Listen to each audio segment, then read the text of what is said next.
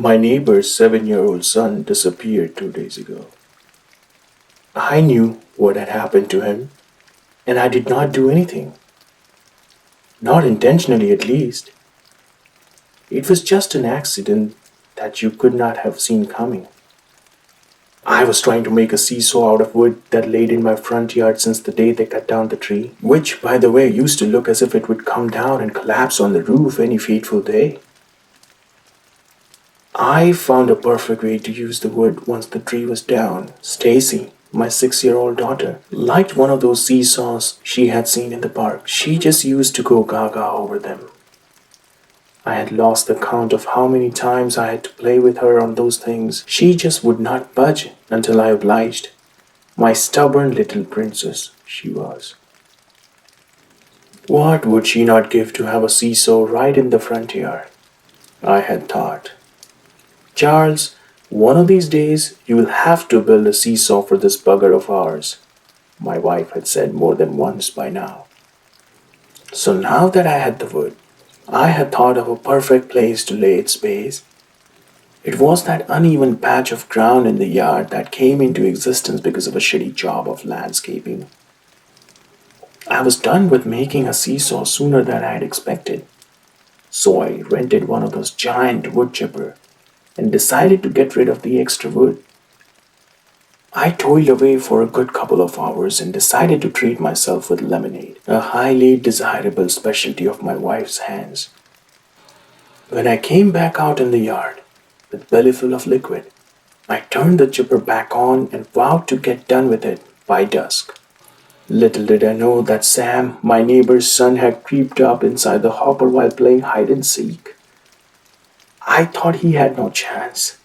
His tiny body was pulled in and shredded into pieces. His screams were muffled inside the chipper while they lasted. I lunged to shut the damn thing off as soon as I got the wind of something going wrong.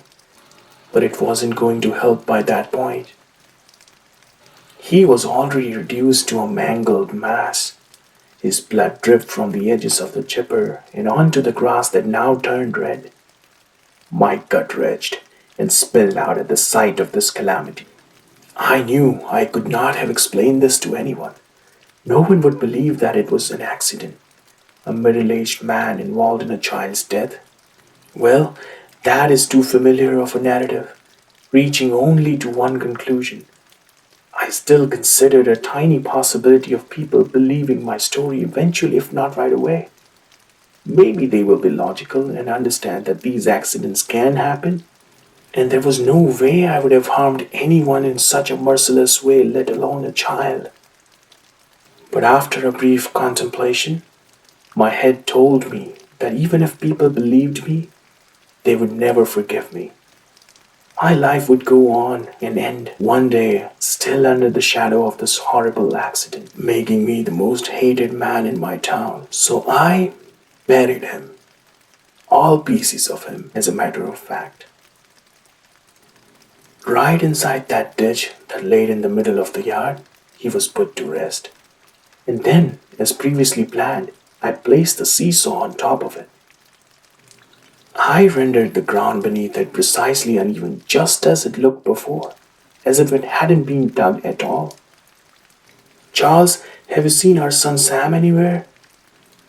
Jason, the boy's father, asked that night once I answered the knock at my door. I was standing in front of him, once again pondering if I could tell him, and let out the sob that lied buried deep within my throat. But I knew better.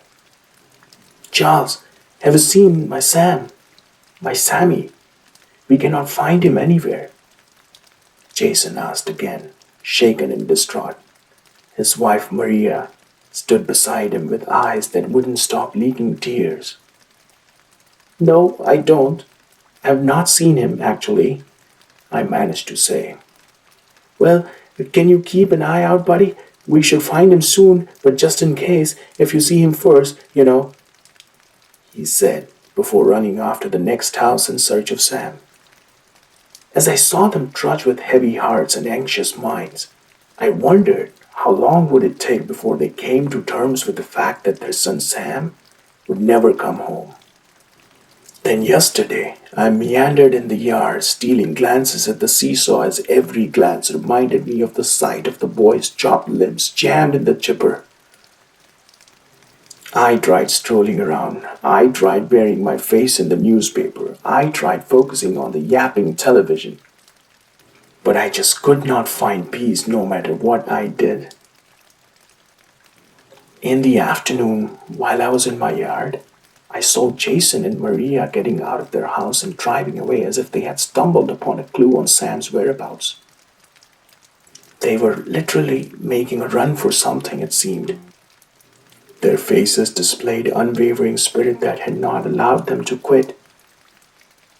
But their body was begging for mercy after hours of relentlessness. Maria's eyes were red and puffy from the hours of weeping. I could imagine their grief. Had something happened to my Stacy, I would be just as wrecked, and by now probably even suicidal. My princess was the apple of my eye, after all. I wished I could tell them, give them a closure, help them move on, but there was no way I could have done it. Can you believe they are headed off to the psychic? My wife said, as she joined me outside with a mug full of her lemonade. What? I'm talking about Jason and Maria. Didn't you see them leaving? Maria told me this morning that they're going to see their psychic to ask about Sam. My wife continued while sipping her lemonade. The psychic was out of town, but it seems he's back, and that's why all the running, she added.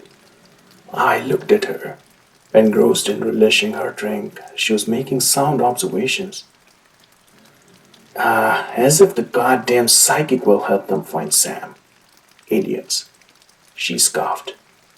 Honey, let's go inside. My head is hurting from all the sunlight, I said, changing the topic. Okay, do you want to watch something on TV? Sure, I said.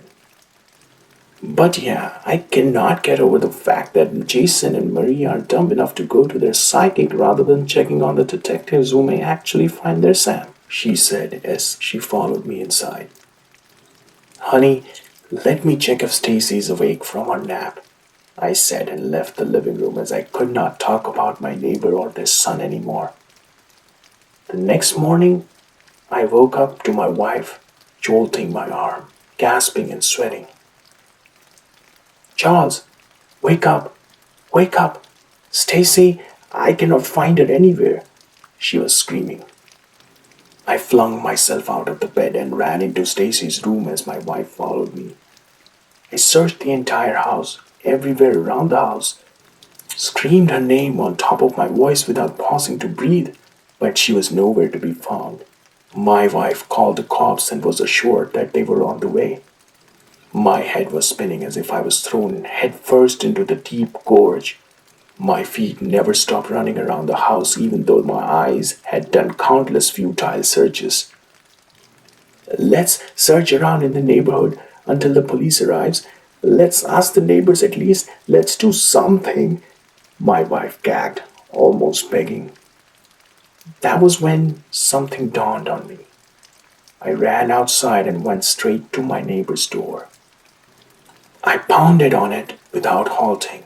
The front door, thick as the door of a vault, shook with my brute force. That is when Jason showed up. Jason, have you seen my Stacy? I asked as tears rolled down my cheeks. Actually, no, he replied, cold as a slab of ice. But I was wondering when you would show up, he added. What? We cannot find her. Please, do you know anything? Have you seen her?